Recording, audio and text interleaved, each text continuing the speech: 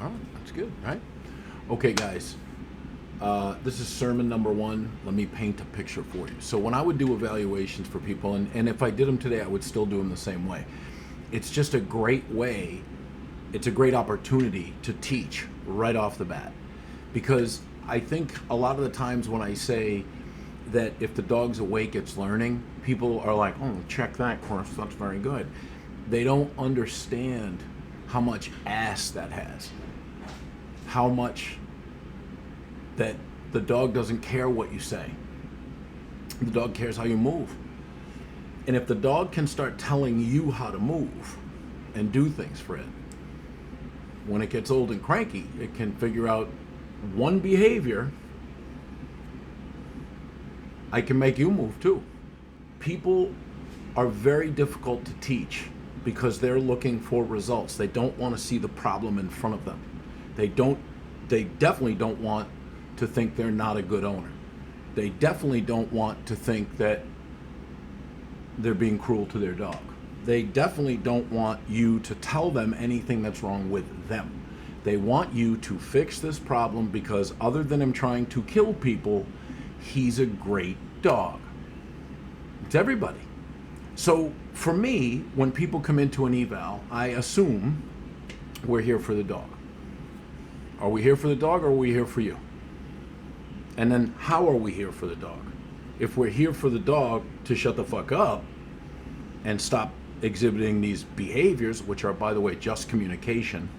The dog is communicating, get the fuck away from me, and people do. But that's a behavior we don't like.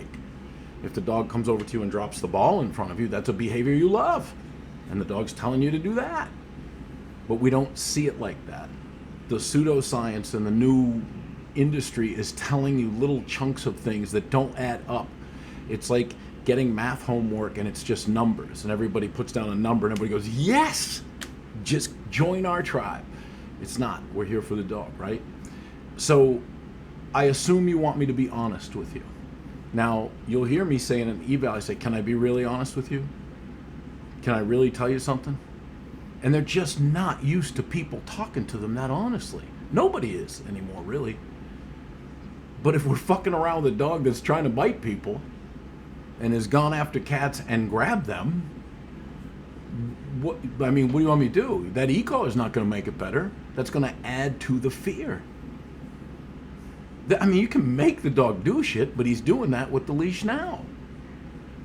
What I used to try to tell people is just get out of the woke world. Get out of the politically correct world. This is an animal. This isn't what you think it is. It's not what the shelters tell you. It's not what the pet companies tell you.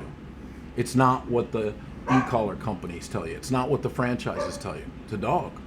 And people know in other countries exactly how dogs act when you give them everything.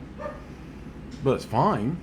But it's when they don't get what they want, or they learn how to get what they want by making humans obey them. That's as simple as it gets. The industry is built on a bunch of lies.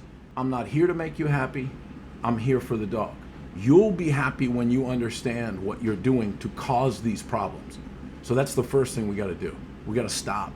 You got to stop all this stuff. But we didn't even get to that. They are looking for fast food, and I'm trying to tell them the truth.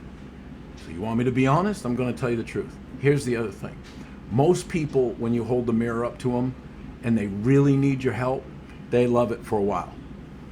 But then they realize, oh, I have to change this. This is a lifestyle change, the way I live with my dog? Yeah. Yeah. The farmer doesn't have these problems with his dog. Doesn't have them. It's you, Karen. It's you, Chad. It's you, influencer. And you're telling people you're creating the problem. You're disseminating it. It's just the dog's chasing his tail, you know? So when you give them that pattern interrupt, there's a lot of people that are grateful. They are, but not for long. There's a few people that go, holy shit, Chris. And those people never, ever, ever need a dog trainer for the rest of their life. They can make a call, but they know. It's just all the shit you're doing. Everything you do for the dog got you here, because dogs are opportunistic predators and they were bred to serve people. You fuck them up when you don't put consistent rules and boundaries. And you don't do that with electronics, and you don't do that with food. You do that with subtle dominance. Now, what I do is I wait for the dog to move, and then I pick an opportunity. I'm not doing any technique. Don't look for the technique. Chris does this as a guy out there. Clarity, trust, respect. Watch this. It sounds like me. It's not me. Watch the opportunity to teach. Let it happen. Let the behavior happen, because we're correcting the behavior. Something else I want you to look at when you watch this, and I'll shut up. I love this shit, is where's the value? Constantly telling me where the value is. Where's the value? Where's the value? If you think you know where that value is, timestamp. Let me know. Put timestamp, write down value, right? Put it in the comments. Boom, value. And then write what it was. If you see a behavior you don't understand, you're like, fuck you, Chris. Show me the math. Timestamp it. Math. Let's talk about it. Let's talk about it. Because if you're out there in the industry, you can't be you. But you come in here and you steal, you shouldn't be a professional dog trainer if you don't know this shit, as far as I'm concerned. The bar is subterranean to get into this industry. You understand that, yes? I digress. My problem is that everybody's trying to profit off of a dog now. I didn't charge this gentleman for the email because he just wanted an e-collar at the end. I just really want to learn how to use an e-collar. So what that means is he was ignorant before, and he realized, holy shit, it's not the dog, it's me. And then he said, fuck it, I can live with that. When he gets the lawsuit, who's going to get put down? So we're playing for dogs' lives, we're playing for people's lives, we're playing for plastic surgery, but everybody's putting out their highlight reel, not in the house of dog. So put your timestamps. Tell me what you think. And afterwards, if you want to talk about it, we'll talk about it. Let me paint a picture for you. This is an evaluation that happened over COVID. Watch the movement. Pay attention, people. Pay attention. Timestamps.